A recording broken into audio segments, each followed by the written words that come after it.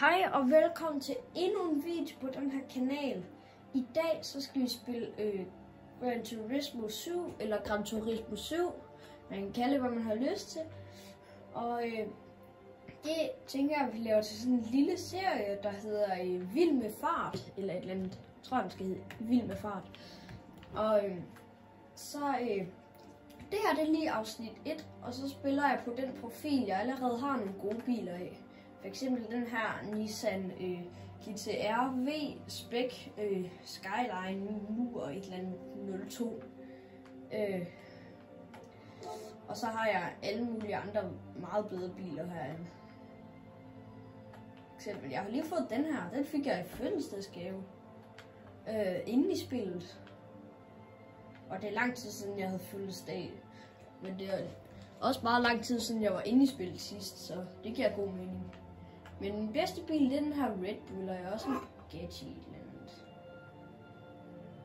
Jeg skal lige se, hvad min dårligste bil egentlig er. Det er en Fiat 500. Sjovt. Men jeg tænker bare, at vi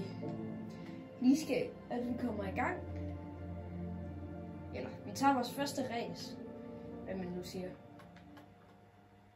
Der er en besked ting heroppe. Ah, det skal jeg ikke gøre med til. Nå, men så går jeg bare ind på racene. Og så skal vi have fundet vores første race. Okay, så skal vi have taget det første race. Den måde vi starter, det er, at vi holder stille, så det er en grid start, som der står nede i bunden. Og vi skal køre 4 laps. Okay. Og ned over i venstre side, så kan man se, hvad for en bane vi kører på. Og i højre side kan vi se bilerne, vi kører mod. Og jeg starter selvfølgelig på sidste plads. Ja, og så står der også i højre side, hvad man får for hver plads. Nej, det gør der lige før. Jeg tror, at den bedste bil, vi spiller på, spiller mod, det er måske de der... Nå, okay. Lige måde. Lad os bare komme i gang med racet. Sådan der. Det er mig, der har i den her Nissan Skyline.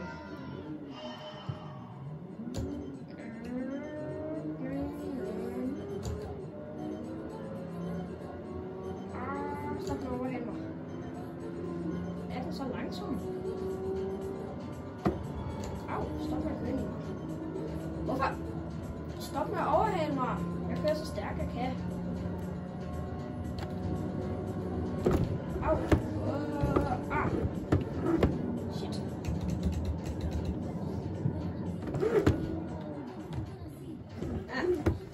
Jeg havde mig fra kørt i.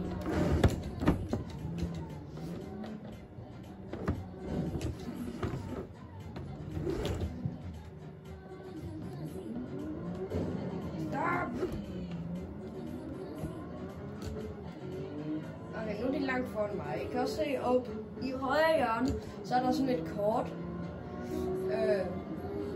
Og der står, så er jeg så ham, der ligger allerbagerst. Så er jeg rød, og de andre de er blå.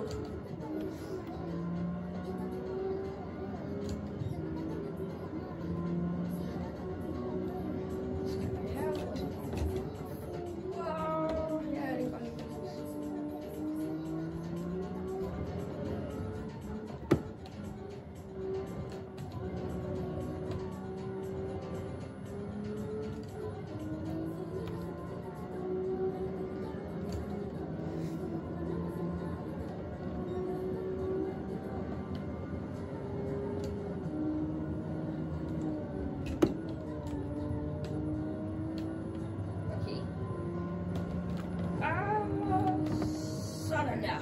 Så er vi på sporet igen. Så skal vi bare have masser af fart på her.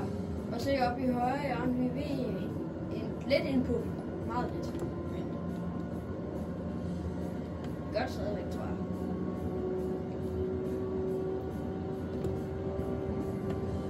Ja, prøv at se. Se op i højre hjørne. Nå, jeg ved ikke, fået sagt det, men så er de andre afsnit, så laver jeg en ny profil i spillet. Så vi starter helt forfra.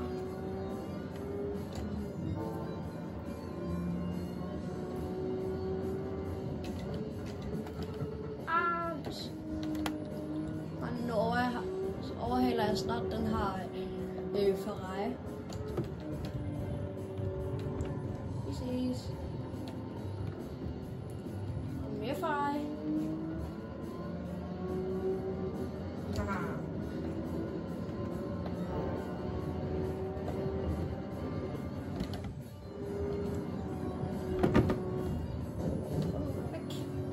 Kring biler.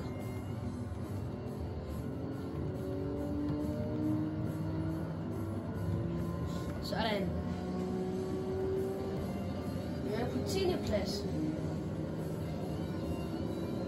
Så overhaler jeg den her Demon og Nismo. Vi er på 8. plads. Gallardo. Det er... Nej, det ved jeg ikke at se.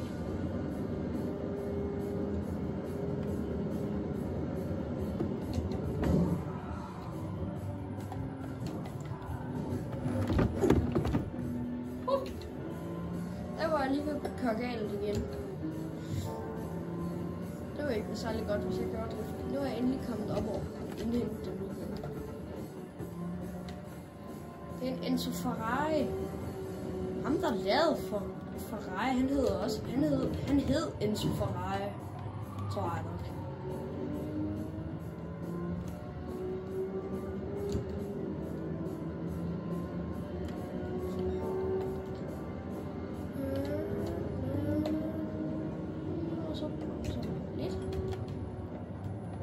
Så tager jeg lige dem her.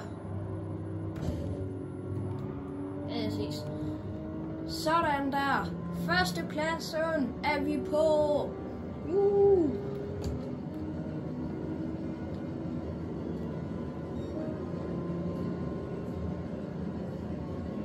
Og I må undskylde det lidt. Nej, hvad? Stop der overhælde mig. Men I må undskylde det lidt tid siden, at jeg lavede en video sidst. Men jeg skal nok lave nogle flere videoer nu. Det var fordi spillet her, det lige skulle bruge sygt lang tid på en download.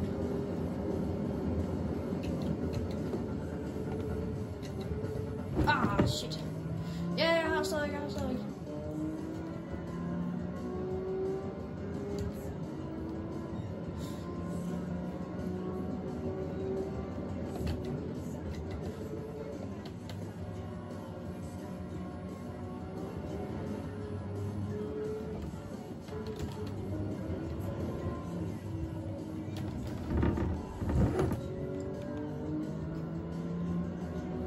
Okay.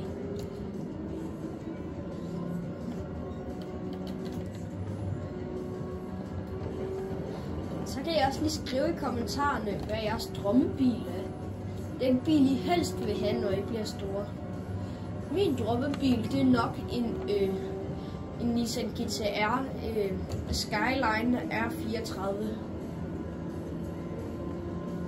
Eller nej, det er ikke det, den hedder. Den ikke bare en Nissan Skyline GT-R R34. Tror jeg nok, den hedder. Nå. Men nu skal jeg lige prøve det her. Det er samme race, tænker jeg. Men med en ny bil. Så nu kommer det til at gå rigtig stærkt. Bum, bum, bum. Hvor langt det skal den?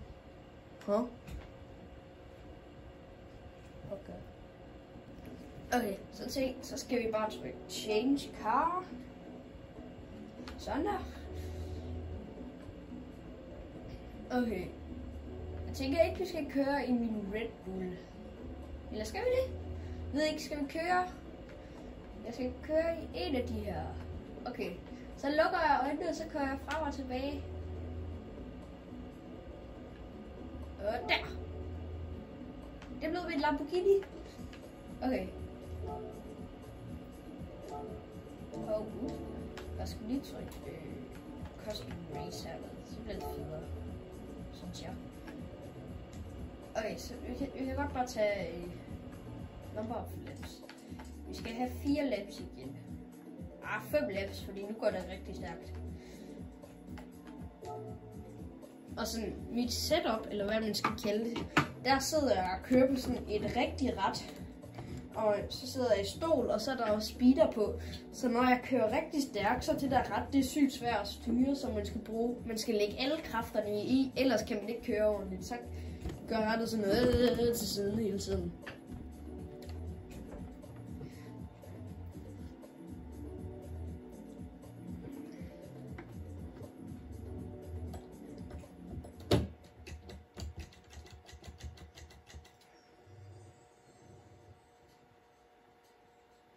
Sådan der. Så er vi klar. Vi kan se op i højre side, så er der bilerne, vi kører mod. Der er ingen, der kører i den bil, som jeg gør. Nu gik den derovre. Det skal den ikke. Kan vi ikke lige... Sådan der. De kører i... Han kører i en Pagani Zonda. Den er god hurtig. Den er god nok hurtig. Men jeg tror ikke, den er lige så god som min bil er. Okay, lad os så få nogle speeder på den der smagerkasse. Ja, der er en, der kører i mig. Så.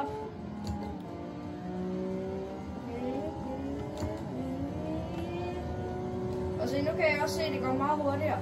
Så kan vi også se, der er sådan en speedometer ting lidt over der, hvor man kigger ud. Nej, lidt under der, hvor man kigger ud. Så er der speedometer ting, hvor man kan se, hvor mange kilometer i timen vi kører.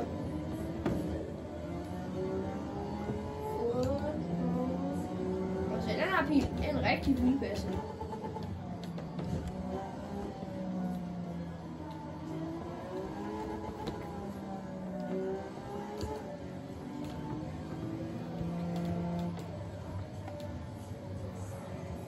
Han kører faktisk. Ham jeg vil overhale nu, han kører samme bil til mig.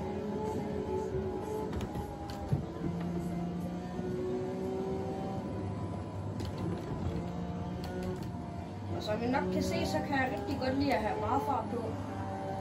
Uanset hvor jeg kører. Uanset om det er i svingen eller bare her. Så nogle her steder kan jeg godt lide. Fordi prøv at se. Næsten 300 km/t. Den har 300. Og den bliver bare ved med at tælle op. 350 cirka. Kører vi. Der er lige noget galt.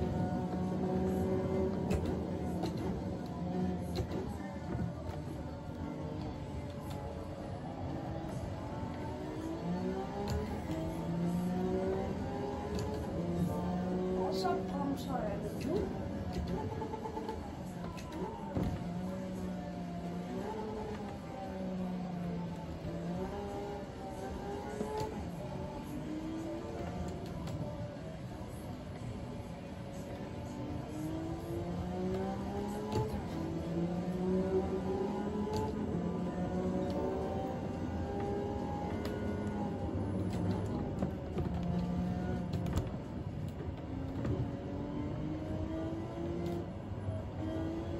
Så skal vi herud igen. Så tager jeg den her, tror jeg. Kan jeg gøre det?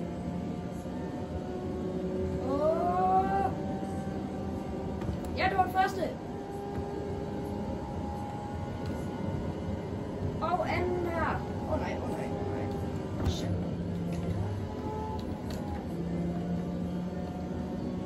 Og så skal der bare bremses. Det var for lidt. Nej, det var det ikke. Det var perfekt.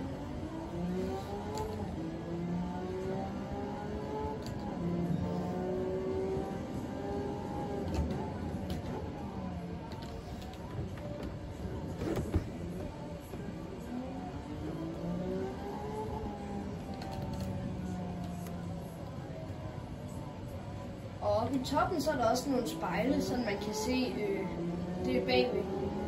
Men man ser bare lidt mærkeligt i de der spejle. Fordi nogle af dem så bliver skævt. Men når jeg kigger bagud, så er det det midterste spejl. Det, der hænger længst nede.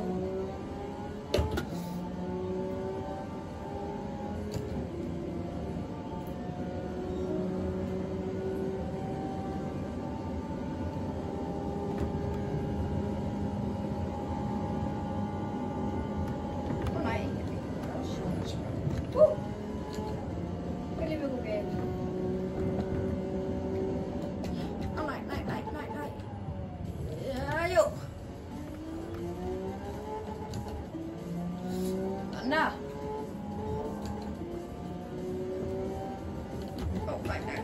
Det var overhovedet ikke godt.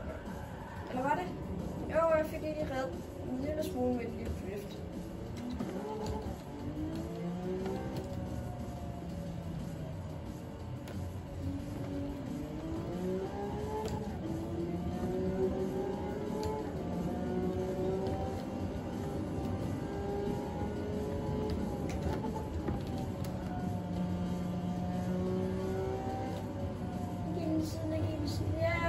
Ja, perfekt.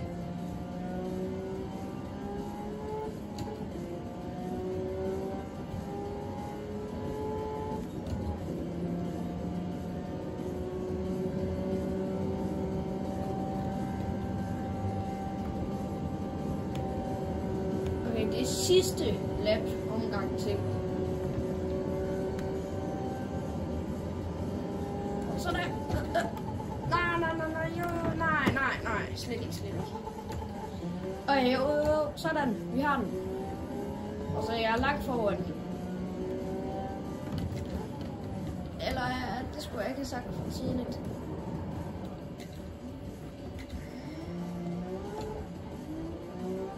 Den er lige overhældt mig, tror jeg.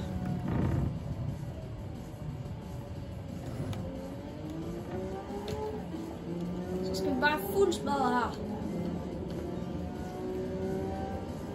Fuld bada boom, bada bing. Ting.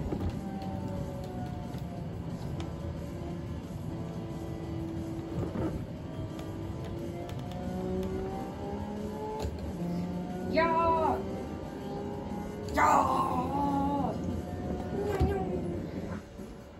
Yes! Første plads. Den første plads er altid den bedste plads. Ja. Derfor. Nå, men jeg tænker, det bliver alt for den her video. Okay, vi kan lige se her. Haha, det var fedt. Så bliver jeg kørt ind i. Nå, men det var alt for den her video. Håber vi ses i næste video. Hej hej!